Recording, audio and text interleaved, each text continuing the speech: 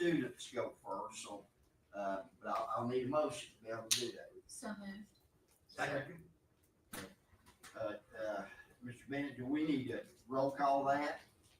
Actually, since this is a work session, you don't need to, as long as there's no objection from the board, and I heard none. It's Okay, pleasure to chair. very good. All right, so, Student Leadership Council, we're ready for you guys.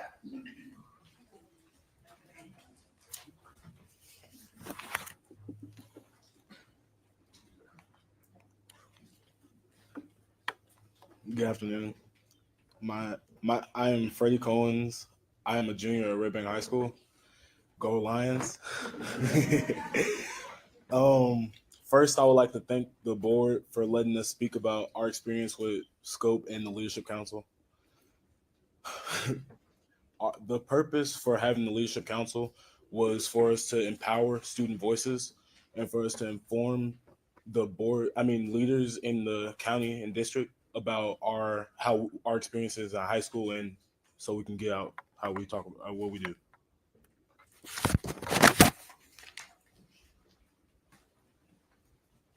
Hey, I am Taylor. I am a junior at the new and improved Tyner Academy. Let's go Rams. And here in student leadership, we learned the inside ropes on how Hamilton County schools function and how our student input matters. Hi, I'm Mackenzie Clay. I'm a senior at CSAS. And when I reflect on my time at the Student Leadership Council, I like to think about all the yummy snacks that they always had set up for us at the back of the room. But I also learned a lot about like why the district makes certain decisions and like the different limitations on what we can do about certain issues. And I think that's really important to like foster the collaboration between, you know, the students who go to school in the county and the district who makes decisions about the county. Hello, my name is Callan. I'm a junior at CCA. Coming from a decently competitive school, I saw this as the perfect opportunity for my resume. But you can imagine my surprise when at that first meeting, I realized we were doing something very productive.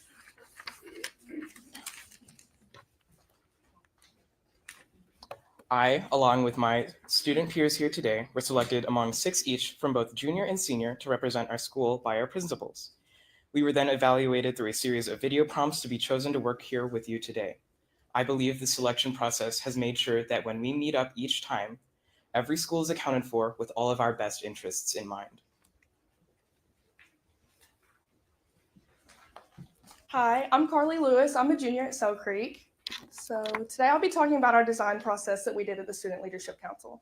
Whenever we met for the first time in December, we identified the key issues facing students today in Hamilton County. We then solicited the information that we came up with in January and got feedback from our peers at our different schools. We then developed a district-wide plan and then reevaluated that whenever we went out for round 2 in March to evaluate that with our peers again. In April, we reviewed the counselor and social worker job descriptions to put more student voice within that, and then we finalized our student presentation in May. To determine our big focus, we talked about the big ideas of the app to communicate needs for help, the cell phone policy, outdoor learning activities, and encouraging teachers to engage more with their students. Our final areas of focus became the student-to-student mentorship and the student-educator relationship. Thank you.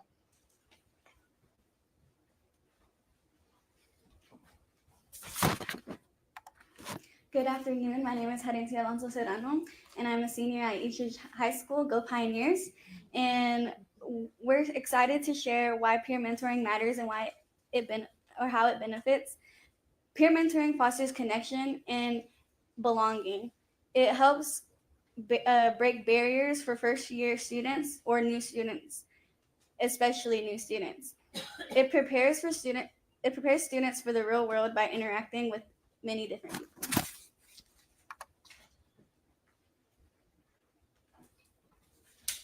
I'm Adoria Thomas at the Howard High School. Go Tigers. I'm a senior.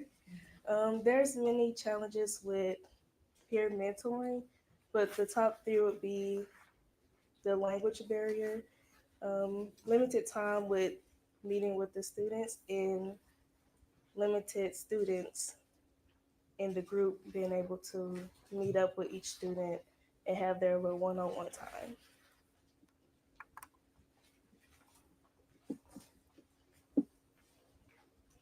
I'm Tanika Pittman from Hickson High School. I'm a junior, Wildcat Proud.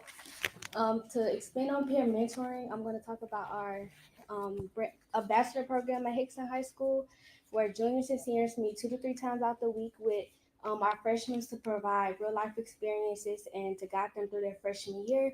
To implement this program, we decided to make it optional for the upperclassmen, since not all upperclassmen hold the abilities to lead the freshmen, and not all freshmen want to be mentored. And we also want to make it, and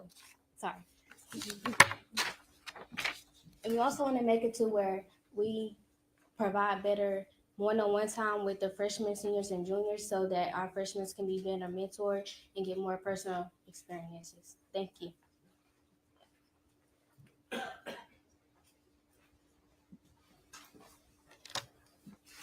Hi, I'm Hannah Gleason, and I'm a senior at Slide Daisy High School. And the second part of what we reviewed in this council were the job descriptions of counselors versus social workers. We wanted to redefine them to better capture the student voice in these job descriptions. We wanted to distinguish between the jobs that counselors do and the jobs that social workers do. So we decided that counselors should primarily provide academic support, but they should also be emotionally accessible and visible throughout the school. They should also provide guidance for post-high school, academically and socially. Thank you.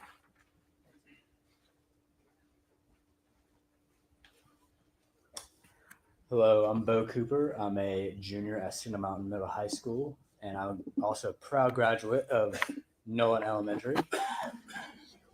We also redefined the job description of a social worker. We reflected the highlights and concerns of the original job description. We made revisions and created our own student voice social worker job description. The revisions included key areas of work, accessibility and visibility, explicit language about student advocacy, building relationships, personalizing support, as well as key characteristics and dispositions.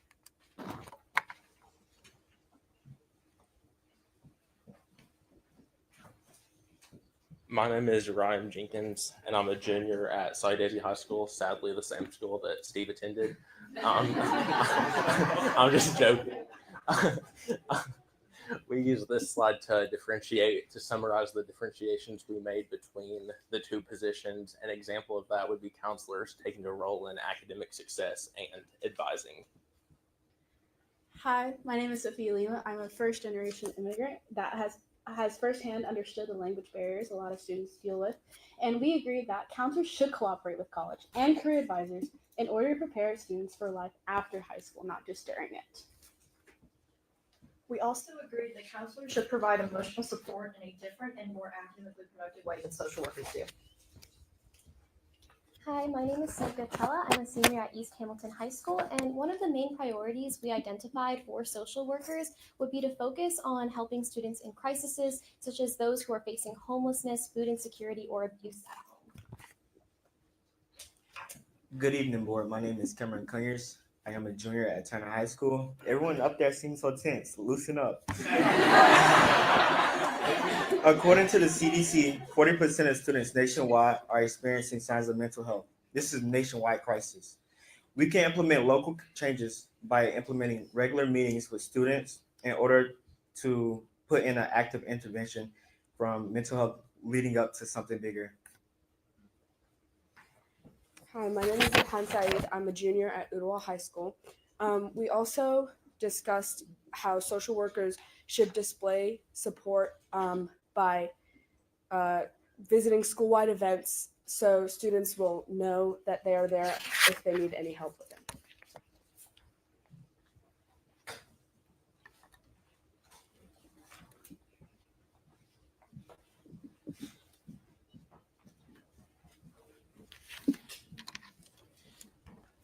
Hello, my name is Charlie Stebbing. I'm a senior musical theater major from Center for Creative Arts. And a lot of students from the Student Leadership Council were given the opportunity to participate in SCOPE, which is the Student Congress on Policies in Education at Belmont University. And when we went there, we got to work with high schoolers across the state and got insights into how board meetings run and what type of topics they discuss, which helped us learn more about the Department of Education. Good afternoon, everybody. My name is Stephanie Lopez. I go to Redfin High School. I'm a junior. Go Lions. To me, SCOPE embodies leadership, the most beneficial parts of SCOPE were the connections made with my peers, obtaining perspectives and opinions of others, and the work, the effort my peers and I contributed as a team. One of my favorite parts of SCOPE was the topic discussion on school uniforms. To have the ability to be part of this wonderful organization was a great experience. Thank you.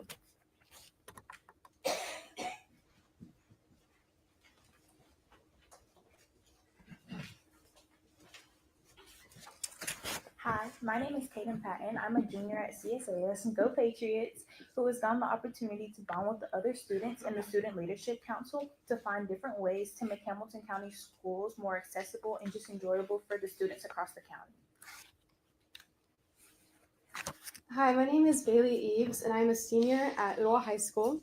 And the most beneficial part of the Student Leadership Council to me is being able to have peer mentorship to influence change throughout Hamilton County.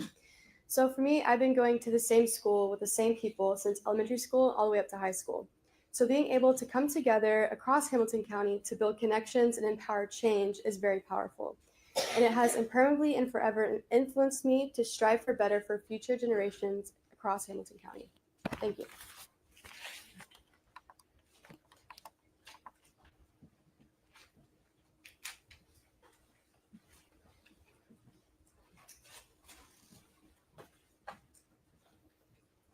Hello, my name is Gao Wang Huang. I am a proud pioneer at Eastridge High School, and I'll be recapping our recommendations to the board and district. We recommended the district to put into effect our adjustments to the counselor and social worker descriptions, implement peer mentoring at the secondary level, and to continue supporting the Student Leadership Council. Hello, my name is Alana Spinney. I'm a senior at STEM.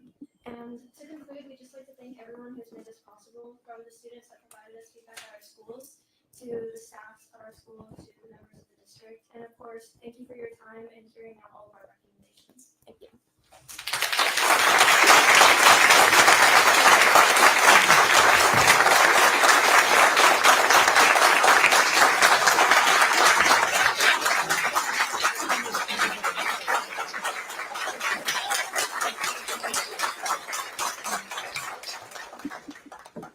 Mr. Chairman, first of all, there's also a lot of sponsors in here from each high school. Those are counselors, staff members that work to help get these students to each meeting. If those of you that are here, raise your hand or wave it or stand up. Thank you guys for doing that. I believe we have some parents in the room also. Parents, thank you for letting your students participate in this opportunity this year. If you don't mind, Mr. Chair, we're going to get them to come around and shake hands and then grab a picture right here in front with you guys if we can do that. I don't know if you guys want to say anything prior. Okay. You guys just come on up. I don't know when y'all had time to go to school. Congratulations.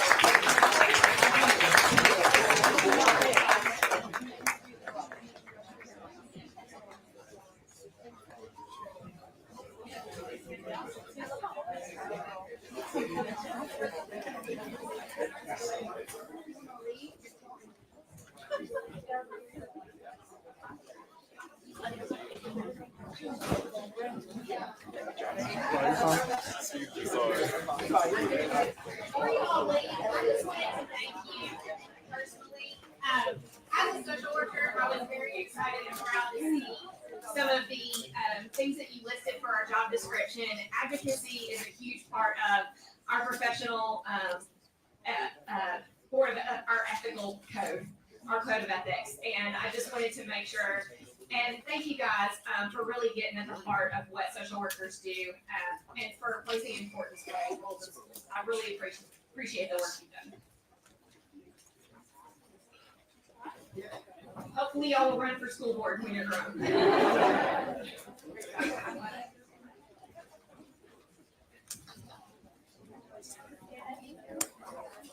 Sorry, we're ready for our delegation. For that, I'll turn it over to Okay. you. Sorry.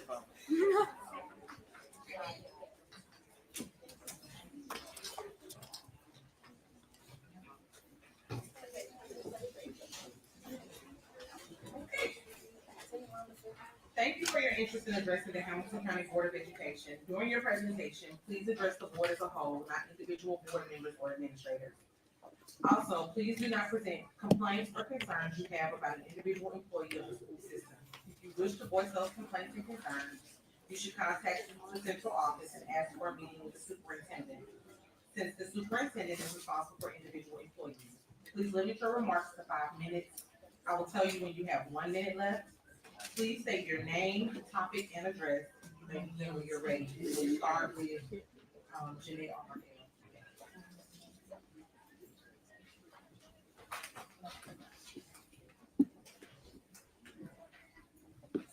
Good evening.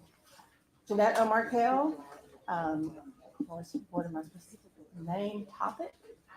Address. Name, topic. Okay. I'm sorry, please state your name, topic, and address. Thank you.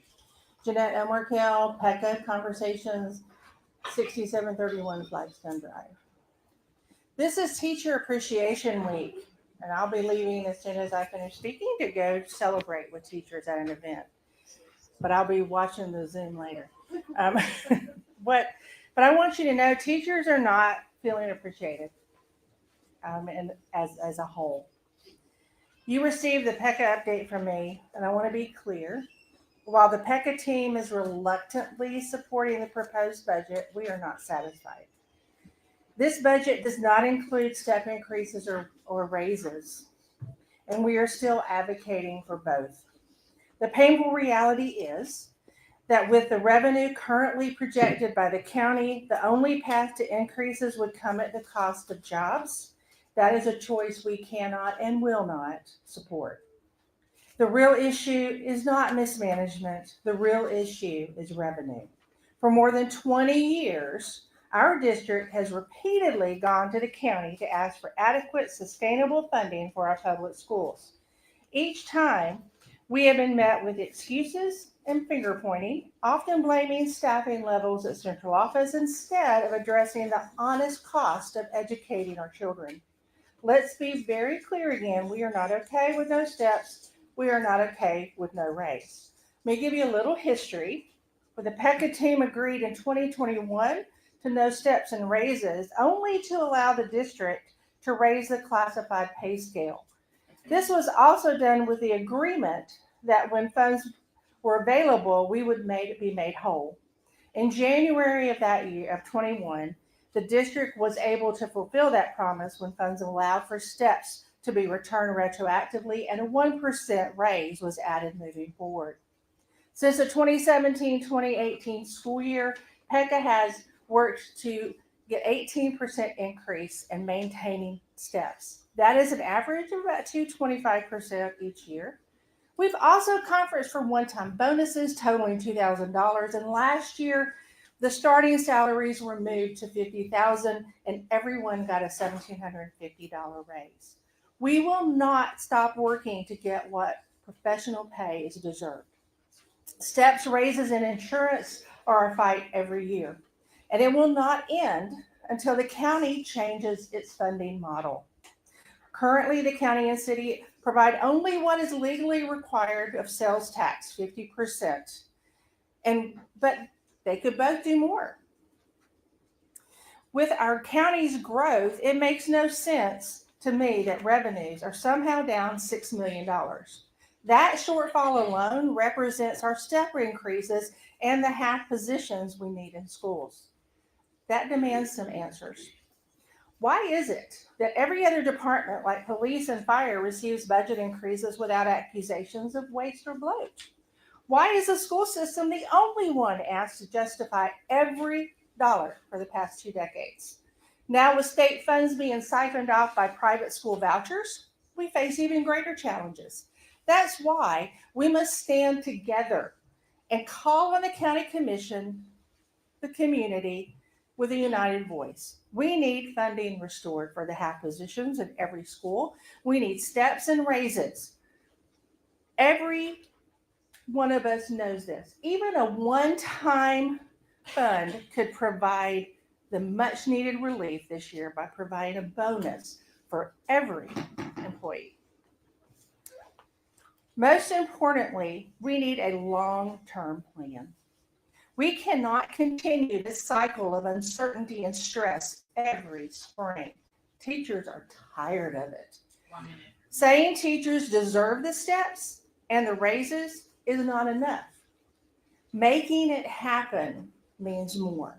Together, we must demand better for our community's future. Thank you.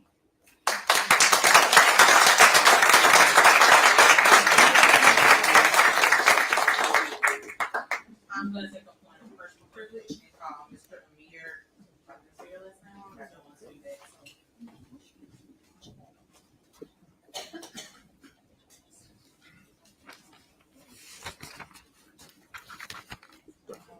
I need to introduce myself. My name is Amir Anzalib. I live at 629 Godseed Lane.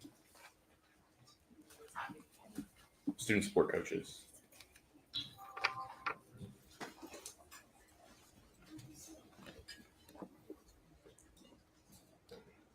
Good evening, members of the board, Chairman Smith. My name is Amir Anzalib. I was born and raised in Chattanooga, Tennessee. I'm 34 years old, married. I have 2 children. I've been the student support coach at the Howard School for the last 2 years. I know over the last month, you've sat and listened to the passion that our SEED teams, social workers, nurses, and counselors all have. I can tell you a million stories about Howard. We lost 7 students in the last 2 years that are no longer with us. But I have one story that I want to tell you. My first day on the job, 2 years ago, I sat in on a class, first block, first day. I stepped out of the hallway after the class and a fight broke out. I was alone in the hallways.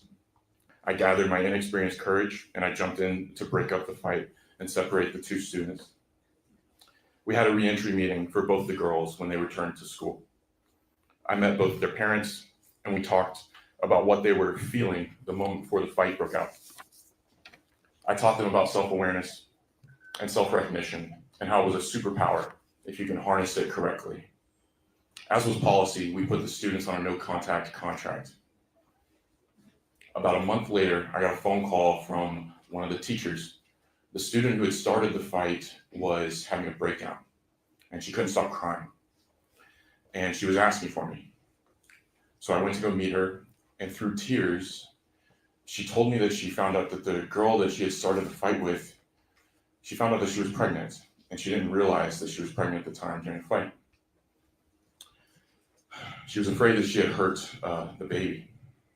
She was expressing deep remorse and pain for what she had done, unknowingly, to an unborn child. She said she wanted to make amends and apologize. I sympathized. However, because of the no contact contract, we needed explicit permission from the other girl before we sat down for mediation. I coached the girl through the process of amends and how when we apologize for something, we have to own our mistakes without expecting someone to accept it. The other girl might curse her out and storm away. She would need to accept that if that happened, she would be okay with it, and she understood that. The other student agreed to meet, and we set up a meeting, and we had one of the most beautiful moments of reconciliation that I had ever seen. The apology was accepted, and the no contact contract was torn up. Now the girls are still friends, and the one who started the fight has now held the other's baby boy and spent time with him. To my knowledge, that is the first no contact contract that we have torn up at the Howard School, and it was done by a student support coach. I don't know whose original idea it was to start the Seed Coach Initiative, if it was Dr. Stewart, Dr. Russell, Dr. Robertson, but these are the fruits of that vision. I'm proud of my role, and I pray that the members of the board continue to view us student support coaches as bridges for what our kids need. And I hope through the budget, it seems that that's a possibility. I want to talk to you about data. Now, in the last 2 years, I want you to know, because this is not powdered sugar. There's a real impact that's happening. In the last 2 years, we've reduced suspensions by 36% at Howard. What's more is we've reduced the number of students with multiple infractions by 38%. This data was taken from the school dashboard in Cognos at the beginning of May. With our restorative practice, we help keep kids in school. But what I'm most proud of are the number of kids that have moved from multiple infractions to one infraction. Our kids are supposed to make mistakes. Dear God, I pray they make them with us rather than on the streets. But because of my skill set and the purpose of my job, I meet with them, coach them, and contrary to some belief systems that I know exists, I don't baby them. I confront them. I hold them accountable. And I do it without disciplinary action. Yes, we've also reduced one-time offenders by 25% as well.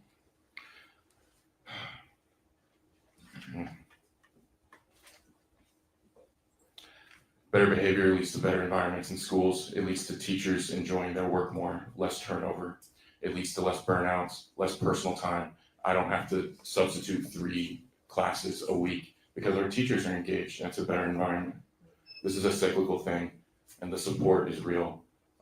This has been really great growth in the last 2 years, and I'm really grateful for this position. And let's go Tigers.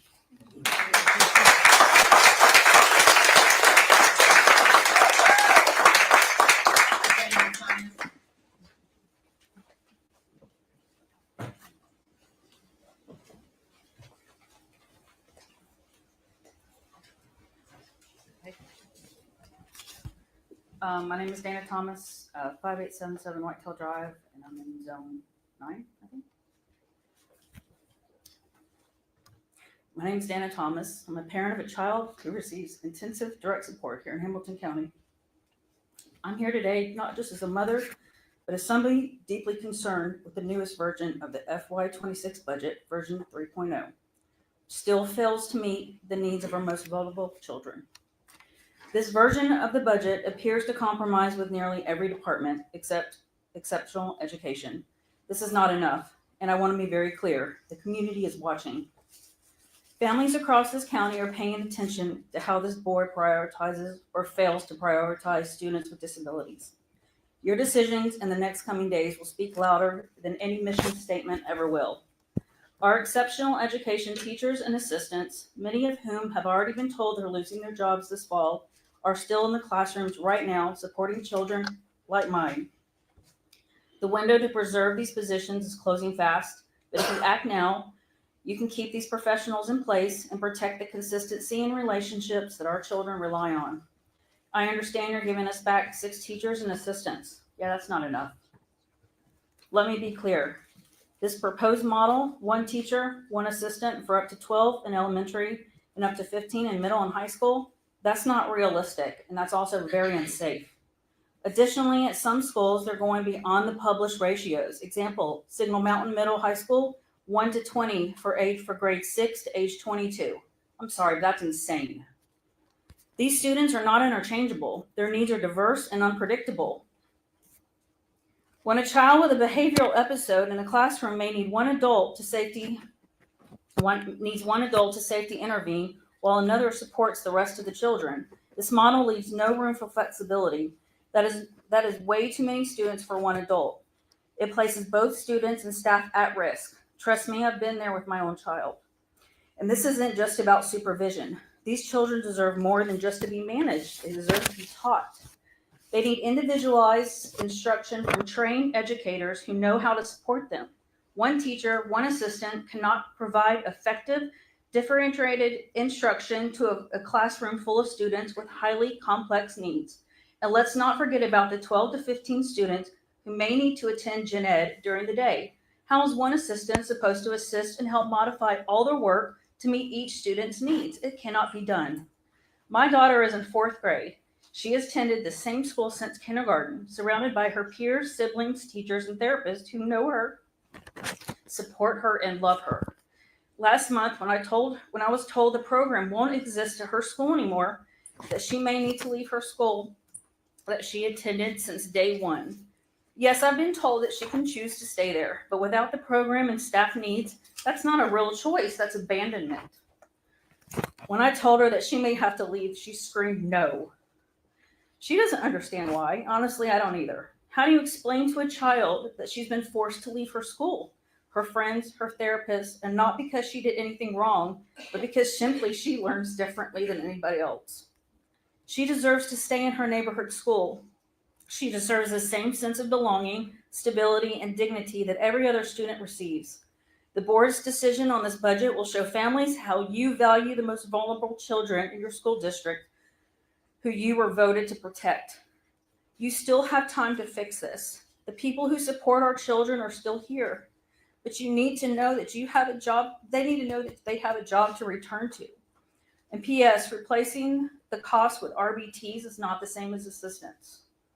Please reopen these positions. Restore the exceptional education teachers and assistants. Do not dismantle programs that are working. Do not push these children aside. Don't leave our families behind. My daughter is not a budget cut. She's not a budget cut. She's a child. She's a student and she deserves better from her school system and she deserves better from you. Thank you.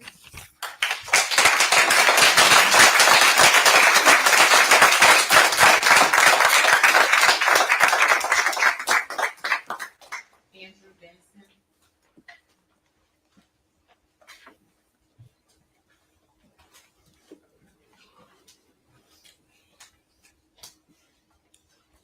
Andrew Benson, 1306 Dugdale Street. I want to talk about magnet transportation. I guess I'm not even sure where you're at in the current budget, but I'm against any cuts to magnet transportation. And I know you're going to try to do the same thing again next year. So I'll just keep the same speech and I'll tell you again next year. I'm the parent of a magnet school student, and I want to speak to the importance of magnet transportation. Frankly, I'm stunned that cutting bus service is even on the table. And I'm even more disheartened that some might support it. I know we live in polarizing times, but one thing should be clear. Sane children deserve a safe, reliable way to get to school is not a radical statement. I understand there's a long-standing debate over who should fund magnet transportation, but this shouldn't be a tug of war between magnet schools and the district. When magnet schools succeed, that success is shared with everyone. School choice and equitable access to exceptional education are what strengthen our entire community. 3 of the top 5 schools in Hamilton County are magnet schools. Why jeopardize that success? And from a purely logistical standpoint, our school is located in a residential area. Car line stretches 5 blocks to a busy street where it causes a traffic jam. Parking's limited, crosswalks are blocked. It's unsafe for both pedestrians and drivers. Half our student body comes from outside our immediate neighborhood. If every bus rider becomes a car rider, these problems only multiply. And the current bus schedules are far from ideal. Some students leave home at 6:30 in the morning and don't return until after 4. You know, it's nearly a 10-hour day. That's a long day for anyone, but for a 7 or 8-year-old, it's extremely long. But they do it because they won the lottery to attend a magnet school, and they show up every day and give it their all. So by removing transportation, you're making their daily lives more difficult, and you're sending a very clear message. They're not worth the effort. I see those kids every day. I know their value, and so should you. I want my child to share a classroom with students who don't look, speak, or think exactly like she does.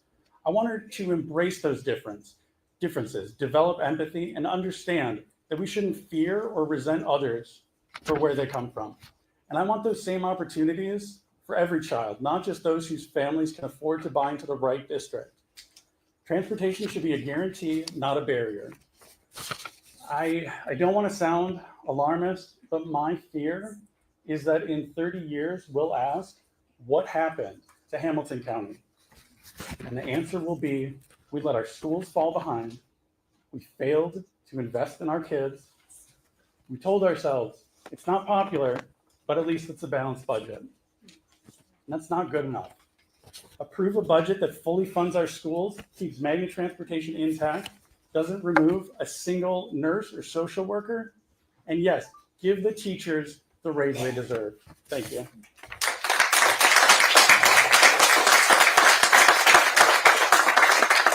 Dr. Shane Harwood.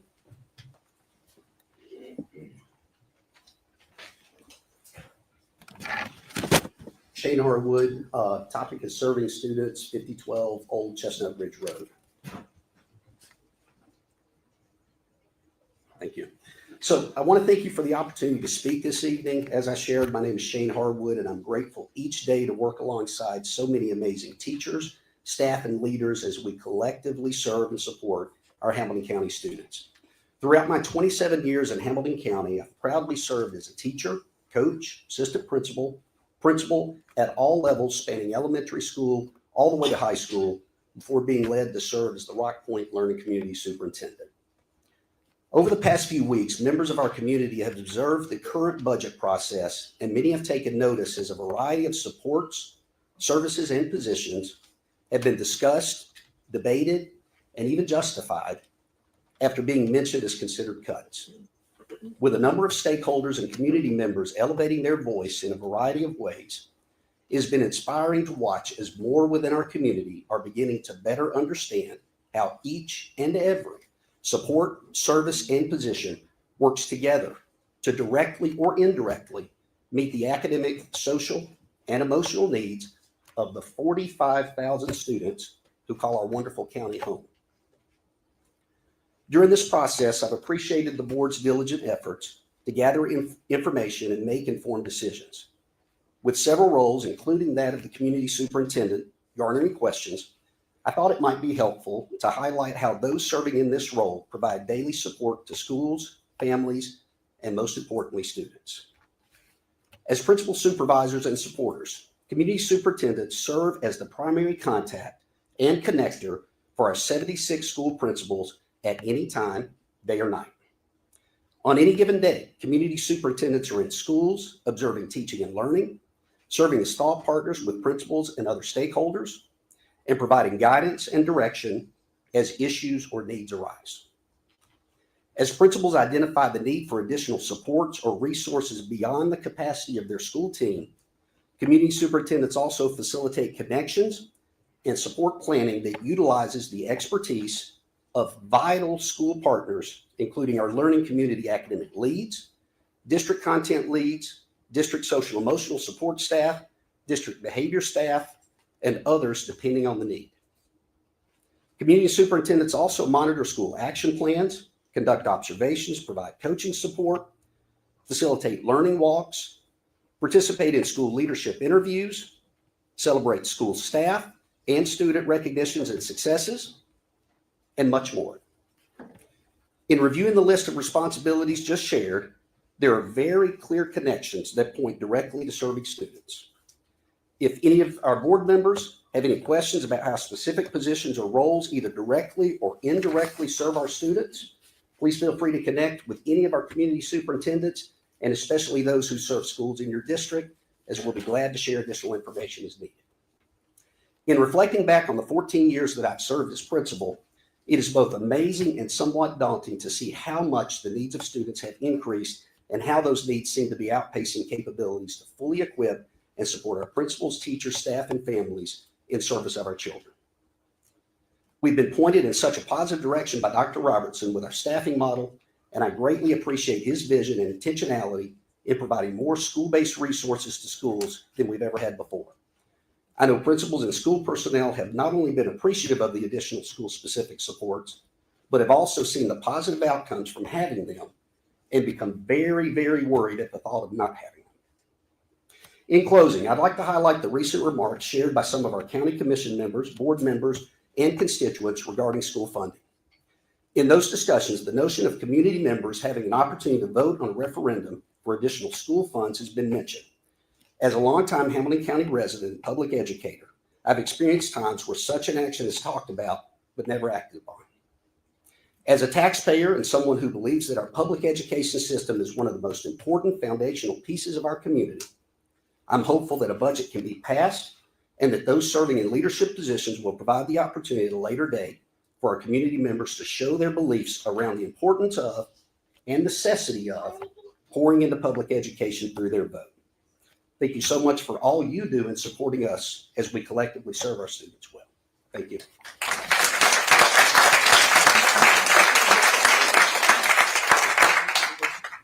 Thank you, Dr. Harwood. Ms. Jones had to step out. She'll be right back. Andrew LaFavor. Am I saying that correctly? You did.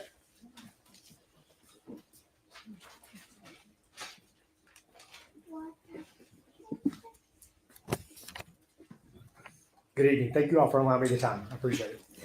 My name is Andy LaFever, and I'm proud to serve as the principal at Snow Hill Elementary. My journey in Hamilton County School, I'm supposed to do the address and all that. My bad. Andy LaFever, my address is 3552 Valley Trail, Chattanooga, Tennessee. And my topic is the LEAD program and the pipeline. My name is Andy LaFever, and I'm proud to serve as the principal of Snow Hill Elementary. My journey in Hamilton County Schools began in 2005 at Red Bank Middle. From the very beginning, I believed that I could be an impactful school leader if given the chance. For a long time, though, that opportunity fell out of reach. That changed when I was selected for cohort 1 of the Aspiring Assistant Principal LEAD program. That program didn't just open a door, it changed the game. It allowed my work to speak louder than politics or position. It gave me access to mentors, resources, and a network of future leaders who became my support system. The time I spent learning from Dr. Brown shaped me into the type of leader I always wanted to be. Later, I had the honor of joining cohort 4 of the Aspiring Principal LEAD program led by Dr. Chrissy Easterly. That experience pushed me in ways I didn't expect. As a requirement of the LEAD program, we were tasked with completing a PDT, which is a professional development team presentation, with Dr. Stewart and our community superintendents. This proved to be the most challenging and most meaningful work I had done up to that point in my career. For our PDT project at Westview, we focused on addressing an achievement gap among our super subgroup students. Working alongside Ms. Marlene Wolf and our 4th grade team, we helped move 50% of the students from below basic and reading level to grade level proficiency. I was stretched, refined, and ultimately transformed. I didn't just build a plan, I built belief in myself. Dr. Easterly will always be a mentor to me, and I'm now lucky enough to call her friend. I will always be one of her people, and she will always be one of mine. And now, as the first-year principal at Snow Hill Elementary, I can say without hesitation, the growth we've seen is a direct result of the support I've received through the LEAD program and from my community superintendent, Dr. Dale. I worked with him at Westview as an assistant principal, and this year his support and guidance have been pivotal to my growth as a leader. He has walked with me through difficult decisions and consistently pushed me to grow in ways I never imagined possible. As a trusted thought partner, he has challenged my thinking, sharpened my instructional leadership, and helped me refine my practices that directly impact student learning and success. I would not be the leader today I am without his steady guidance and belief in me. This year, Snow Hills experienced real, measurable success. One example, our kindergarten reading data. In August, only 22 students were reading on grade level. Today, that number is 81. That kind of growth doesn't happen by accident. It's the result of intentional, collaborative work of our teachers, our RTI tutors, and the strategic support made through Dr. Stewart's K2 initiative. When I shared that data with Dr. Stewart last week, she said, "This makes my heart happy." Mine too, Dr. Stewart. Mine too. At the heart of everything I do is one core belief. It's not about me. And now, it's my mantra. My purpose is to make the lives of others better. It's what drives me. The LEAD program didn't just change my career. It changed outcomes for our kids. It equipped me with the tools, the confidence, and the community I needed to lead well. I'm proud to be a product of the LEAD program. And more than that, I'm proof that when we invest in leaders, we invest in the future of every student we serve. Thank you.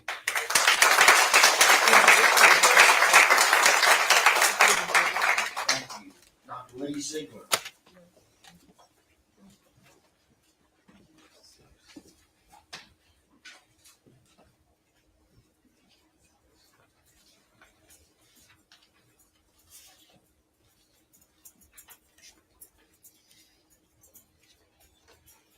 I've invited a friend to join me and help me with my speech tonight.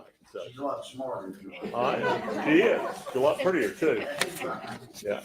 Lee Ziegler, my address is 130 Ridgeside Road, and I'm thankful for the board to let me be here, and I'm thankful for these two people that sit here beside of me.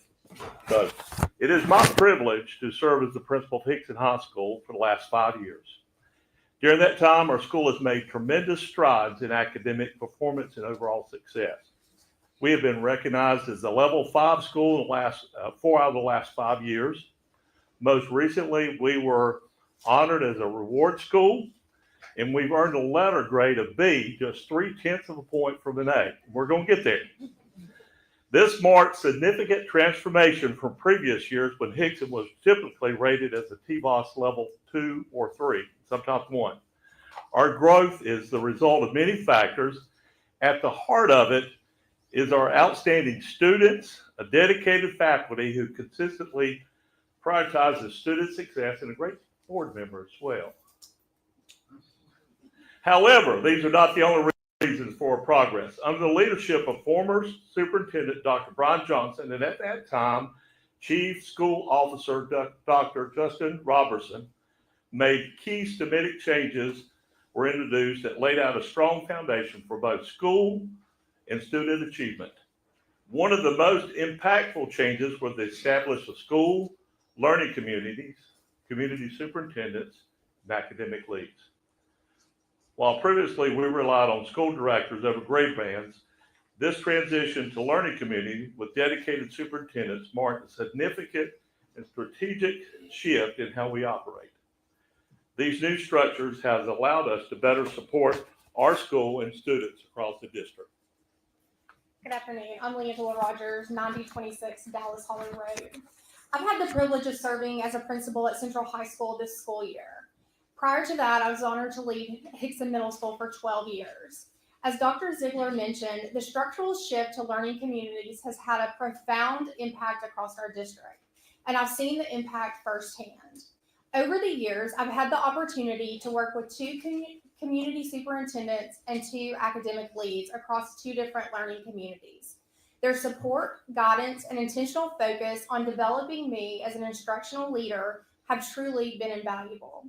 This past year, as I transitioned to the high school level, their partnership has been especially critical. They have walked alongside me every step of the way, helping me navigate how high school standards, adapt to new expectations, and stay focused on providing our students with the highest level of opportunity. Community superintendents are not just another layer of administration. they are a vital lifeline for principals and for schools. They provide immediate, knowledgeable support for everything from testing data to teacher issues and family concerns. Without them, principals lose their direct line to the district, slowing response times and increasing bureaucracy. These leaders ensure consistency and accountability across all of our schools. Removing them would not only isolate principals, but also undermine the progress we've made in school leadership, student achievement, and community trust. This is a structure that works, and now more than ever, we need to protect it. Principals need direct access to school leadership to respond efficiently to urgent matters, whether related to student discipline, family concerns, staff morale, or school-wide initiatives. Without the community superintendents, real-time support and timely communication would be severely limited. Relying on a single point of contact, such as Dr. Robertson, to manage and support all principals across the district is neither practical nor sustainable. Community superintendents ensure that principals receive immediate, informed guidance without having to navigate multiple layers of district leadership and inefficiency that can delay critical decisions. In many cases, swift response time is essential for maintaining trust and transparencies to our families and staff. Community superintendents mentor principals, offer targeted feedback, and support leadership growth, essential for building and retaining strong school leaders. Their insight into principal strengths and school context is both detailed and personal. Community superintendents support principals in navigating HR issues, staffing challenges, and teacher performance concerns, providing both guidance and district alignment. Eliminating this role would remove a layer of proactive problem solving and accountability for schools and the district at large. Many high-performing districts with multiple schools use similar structures. Removing this layer would be a step back in our strategic leadership alignment.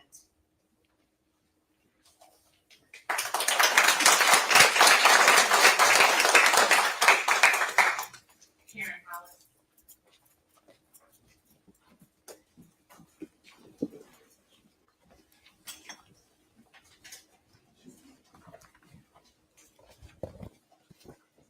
Karen Hollis, 6255 Lizzie Hall Lane.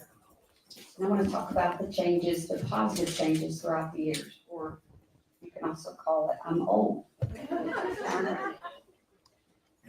Thank you, Chairman Smith and school board members and Dr. Robertson. January 3rd, 1988 was my first day of school as a brand new teacher at Howard Elementary School. To say a lot has changed since 1988 would be an understatement. I taught without standards, without professional development, no leadership pipeline, and no new teacher support. And the front door remained open all day long for anyone that wanted to come in. I share all this to say education and society look very different in the year 2025. Hamilton County Schools has faced huge cultural, societal, and educational changes. But the word that comes to mind when I think about how Hamilton County Schools has maneuvered these changes is responsiveness. School shootings have changed the way we look at security. The district has responded. We have Raptor cameras in schools and on buses, SROs, SSOs, doors with key fobs, and other security measures. 2020, who can forget this year? Or who would like to forget this year? Hamilton County Schools swung into action by being responsive to supporting virtual learning. The impact that year has had on our students is staggering, and it continues to impact us. Hamilton County Schools has responded by providing our students with far beyond anything you can imagine and the best wraparound services that I've seen. I've seen the benefits of these services with some of our most emotionally fragile students. Social workers, student support coaches, and guidance counselors have worked in tandem with each other to help students navigate trauma.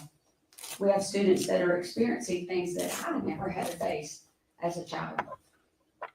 Society isn't protecting our most fragile. but our district is. The district has also responded by valuing and supporting student connections and belonging. With the supports of the district, schools have found creative ways to build connections and positive relationships. Hamilton County Schools has responded to educational mandates and things that continue to change, laws, standards, curriculum, and mandatory testing. These are all important, but they can also be daunting without supports to navigate these.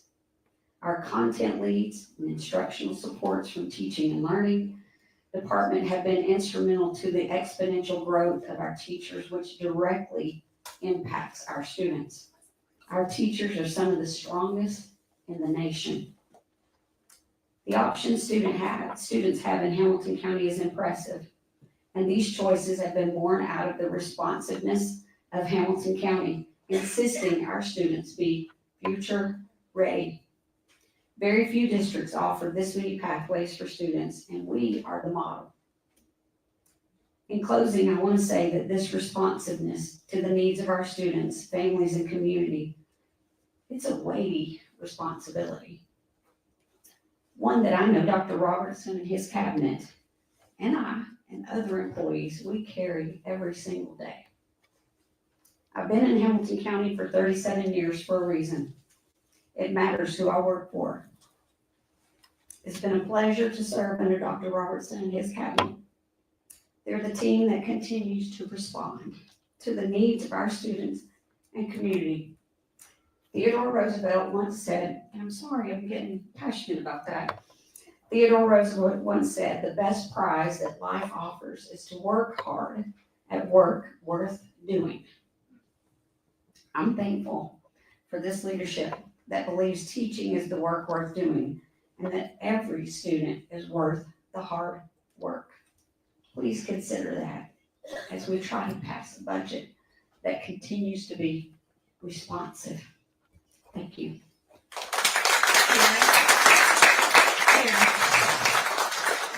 I just want to say, I remember you from 1988. Yeah. Howard. Ermel Reed. My aunt, Ermel, was a veteran teacher when Karen came in, and Karen became an adopted part of our family. And so now that makes me old, if you're old. We're not old, okay? No, we're not. But I do want to say, and I also want to say this, for what it's worth, Karen taught in Chattanooga City Schools. Yes. As well as Hamilton County Schools. And so she has seen the transition of the body of work. And I think for her to she's retired a couple of times. Never quite got there, but close, yes. So I just want to Yes. say that. But we're not. Thank you. No, we're not. We're just better. Amanda Shaw.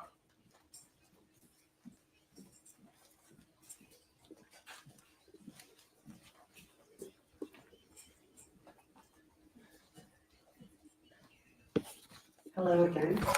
I'm Amanda Shaw, 841 Frohlich Street, Apartment 3. I live and work in District 4.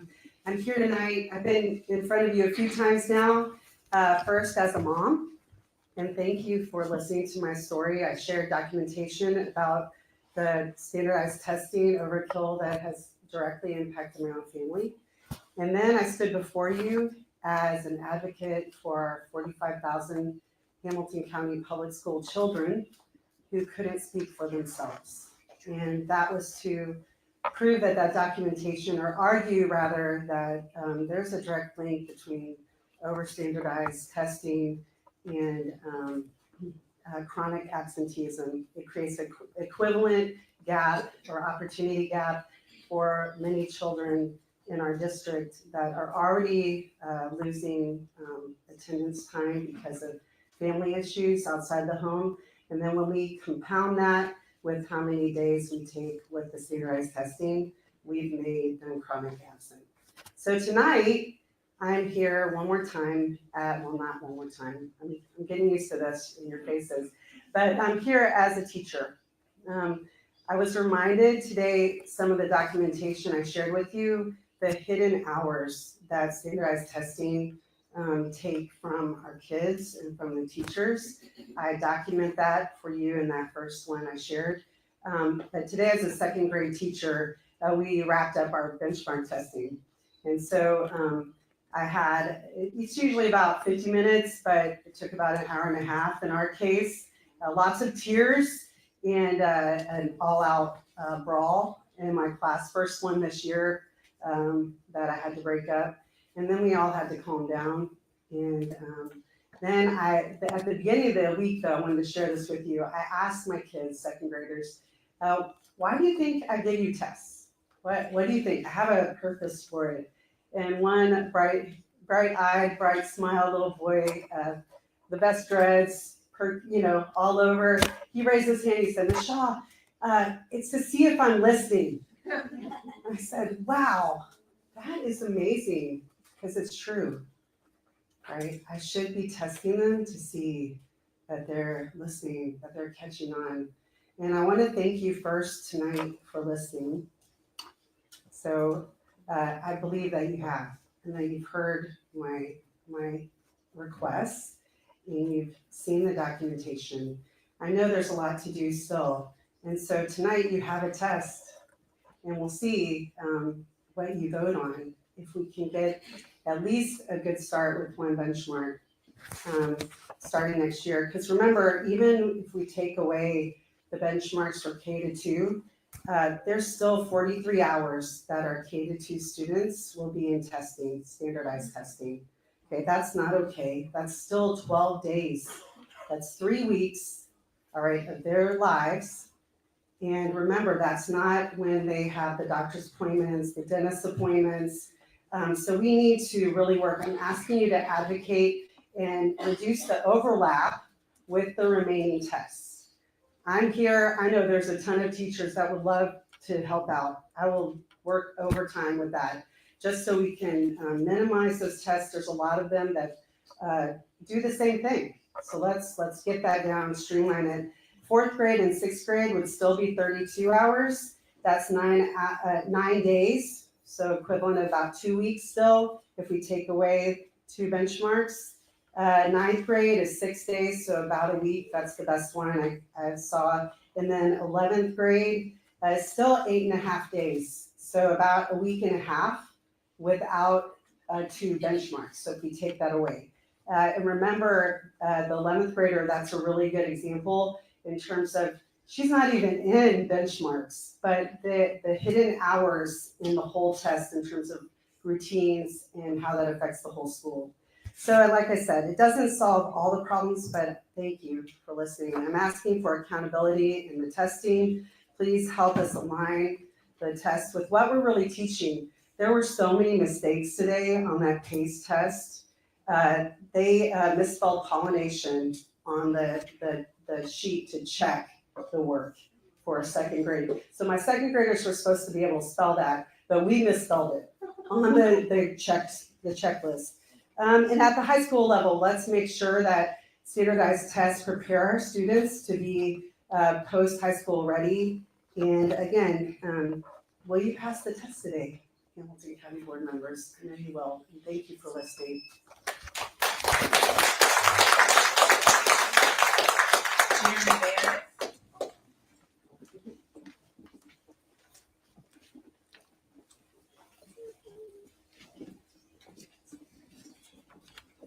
Hi, Jeremy Barrett, 312 Barber Circle. I live in District 5, teach in District 4. Thank you again for allowing me to speak. Thank you to the leadership and the board for all you do every day. I've spoken out before about benchmark testing, both in front of this board and in print, and since then, something has become even more clear. People agree. School board members, parents, current teachers, retired teachers, even retired principals. People have reached out to thank me. They've emailed, texted, approached me in public, flooded social media saying, thank you for saying what we've all been thinking. So tonight I'm back, not because I like hearing myself talk, but because this problem isn't solved yet. Benchmark testing is still here, albeit barely at this point, according to this 3rd iteration of the budget. And the longer it stays, the more time, energy, and credibility it costs us. I'm going to speak plainly because the truth is plain. Benchmark tests waste time. They eat up hours and hours of instructional time that we'll never get back. Time that could be spent actually teaching, actually learning. They create stress for the students and for teachers. They contribute to burnout. By the time students sit for their EOCs, end of course exams, the ones that actually matter, they've been tested into the ground. They're over it. And the worst part, the data these tests give, for the most part, isn't even valid. Sure, a few students try their best, many do, but many do not. They know the tests don't affect their grade, so they click through, or they're overwhelmed, or they're burnt out. So what we get is a messy soup of scores that tells us nothing. But we pretend they're meaningful. We analyze them in meetings, we make graphs, we build plans, all based on this invalid data. It's a charade, and everyone in the classroom knows it. Now, I understand that starting something new is hard. People resist change. I remember when we switched to Power School, teachers grumbled, but eventually we saw the benefits, like live grade access, easier progress reports, fewer what's my grade interruptions. And now you'd be hard pressed to find someone who wants to go back to filling out carbon copy progress reports by hand.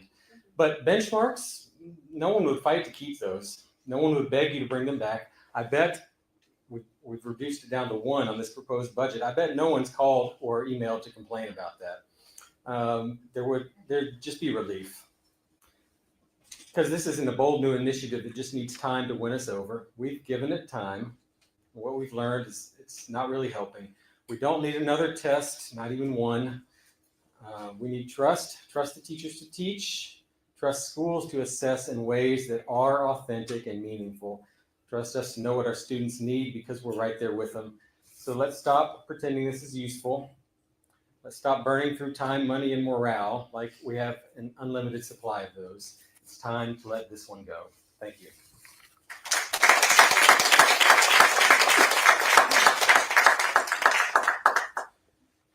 Sabrina Daniel.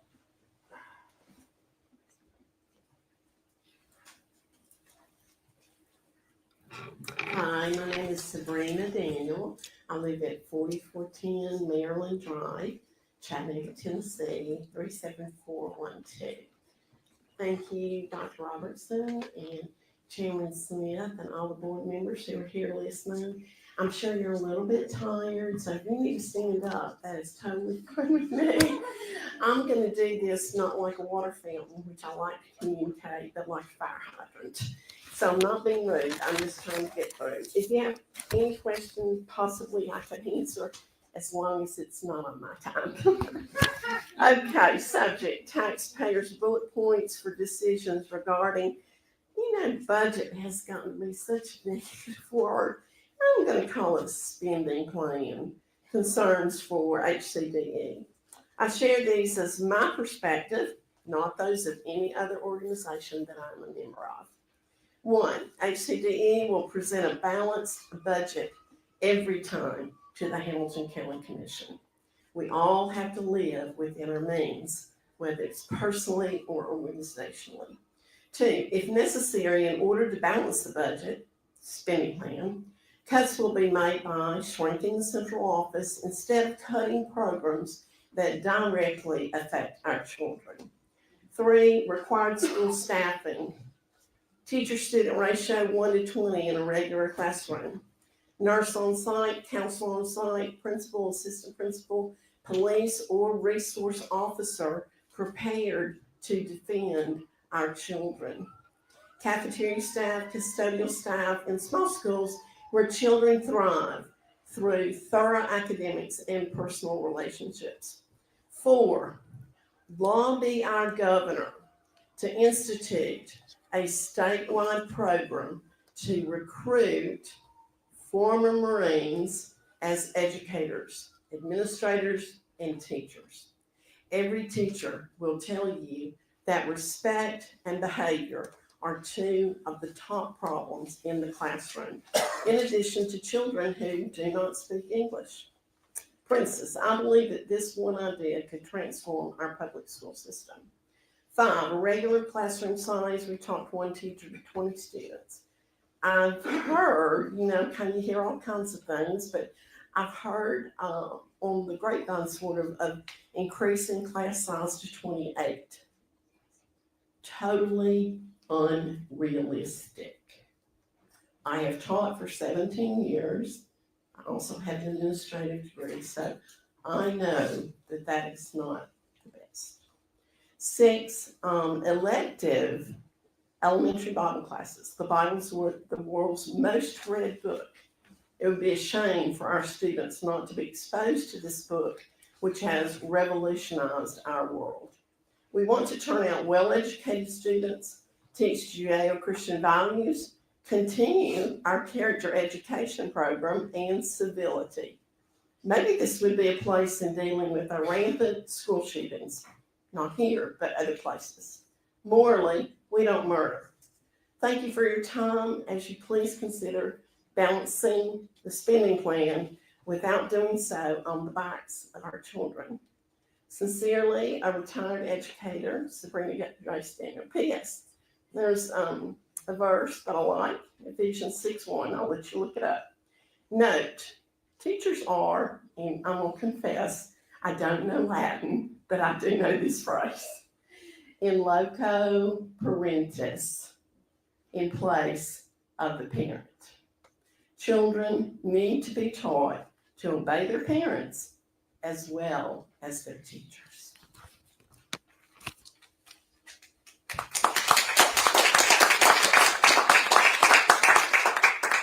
Catherine Corley.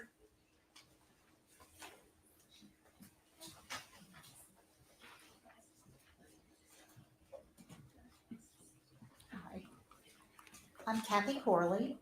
I live at 605 James Boulevard, and I'm here to talk about special education cuts. I stand here today representing not only my daughter Anna, but all the other family members of disabled students who can't be here tonight because they are home busy with the tasks of caregiving. Rest assured, many are tuned into the live stream. A budget is a statement of values. The cuts to exceptional education represent less than 0.25% of the total budget for Hamilton County Schools. It is a very small piece of the budget with an enormous impact on the lives of disabled students and their families. Concessions were made for a number of areas in the budget, but the cuts to exceptional education with the new staffing model remain. I've heard a handful of staff will be set aside to address shifts in enrollment in August. This isn't enough. It still leaves the budget being balanced on the backs of our most vulnerable students. I've also heard it's not the board's role to dictate staffing. This is confusing considering the board asked Dr. Robertson to find other cuts in order to preserve staff, the SEAD coaches and the social workers, for example, because they are important student-facing positions. Exceptional education teachers and assistants are important student-facing positions.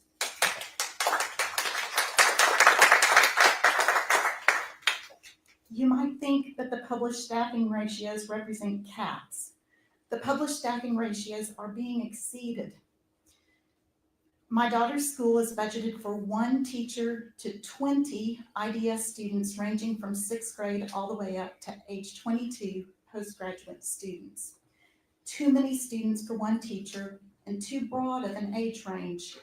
What's appropriate for a 6th grader building foundational skills is vastly different from what's appropriate for a young adult focusing on work-based learning and independent living. Another example, Red Bank Elementary is budgeted for 1 teacher for 11 students in a multiple exceptionalities class rather than the published 1-to-8 ratio. One of their assistants was told that she would not have a job next year. The cuts to ExEd leave classrooms without adequate staff to implement students' individual education plans. This opens the district to administrative complaints and increased litigation costs. Hamilton County Schools has historically spent too much funding on special ed litigation. The cuts also leave classrooms with inadequate supervision. As you've already heard from other parents about safety issues due to behavioral challenges and elopement risk, I won't hit this, but these concerns are very real. Our students deserve education, not just behavioral management. My daughter and her friends can learn with the right supports. Please don't cut exceptional ed staff. Please value our students just like the rest of their non-disabled peers. Thank you.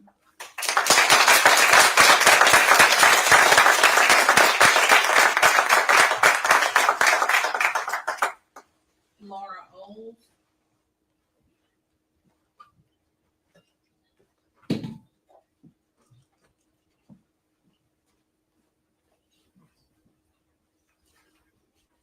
Thank you. I'm Laura Olds, 3101 Pintail Lane, Sitka Mountain, Tennessee, 37377. This is my daughter Annie, and I did not come as prepared as the other people, but I see this sign up here: all children thrive and experience a future without limits. And I look at the most recent budget proposal, and I don't see it reflective of representing and caring for and helping our children with special needs to thrive. Thank you for listening to me. I know this is an impossible task, but I am begging you to please keep in mind the needs of these students. Signa Mountain, I won't go into all the details of the ratios, but right now it's the one teacher to 9 middle school IDS and 1 teacher to 10 high school IDS. Next year, they will be teaching children from age 11 to 22, 7 grade levels, all the subjects in each of those grade levels. There's no time. It's not going to be possible. I invite all of you to go and sit in our classroom for an hour, for a day, for even 10, 15 minutes. And you can see if one student has an issue, it quickly can become a big, serious situation that can be a health and safety risk. And that will lead to our children just barely getting by. You'll be on a survival level. It is not fair to do to these teachers and these dedicated aides that have devoted so much time. Even at the current levels, they are overworked and they need extra support. I agreed to my daughter's service hours based on the current staffing. I gave up service hours. So if you're looking at how are we going to meet these IEP, her IEP will not be met if there's only 1 teacher with 20 students and less aides than there are right now. It's not possible. And I worry for her safety. I worry for her just getting through the day and being cared for and having all of her needs met, let alone thriving and learning what she has the right under a free and appropriate public education. Each child is, I'm not sure what the word is, but that is the responsibility. That is their right to have that.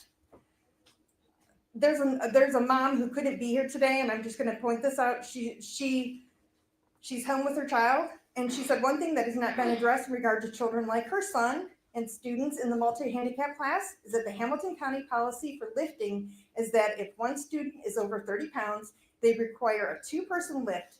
So if we take, for example, the children in the multi-handicap class, and if they're, say, 8 kids or 11, and they need to be transferred to a different piece of equipment, then that will take most likely 2 people to put her son into a stand, and that takes about 20 minutes. And we're going to have less aides to be able to do something like that. That's not acceptable.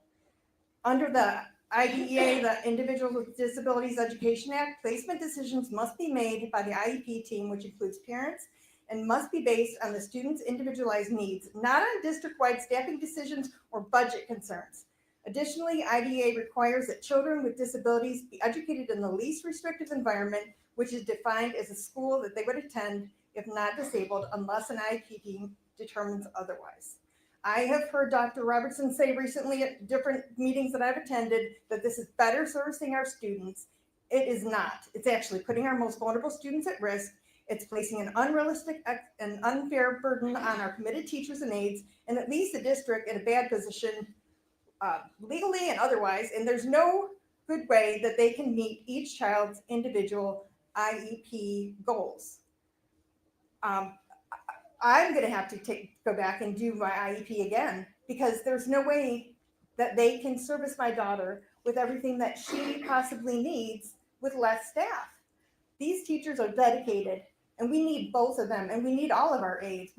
As it is, their jobs are an impossible one, but there's no way that one teacher can handle all of those children from that age and cover everything that needs to be met to meet each of their individual education plans.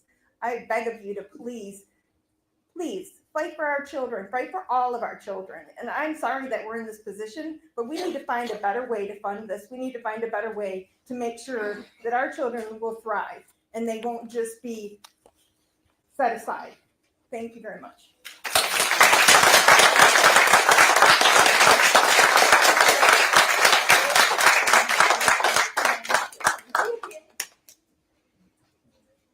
Chairman Smith, that concludes the delegations. Okay, thanks to all of you for coming tonight. So it takes us down to our committee chair update. So I'll start with my far left over there. Mr. Thomas. Yes, sir. Action Chair, I'm gonna have to defer into the action item meeting. Part of my update needs to be read in the minutes. So, Our next policy meeting is June the 3rd. June 3rd. Mr. Dodd. No major updates from the finance committee, and our next meeting is TBD. Talk all about that later on. Selfies. If we need one, we'll tag in with policy on you. Okay.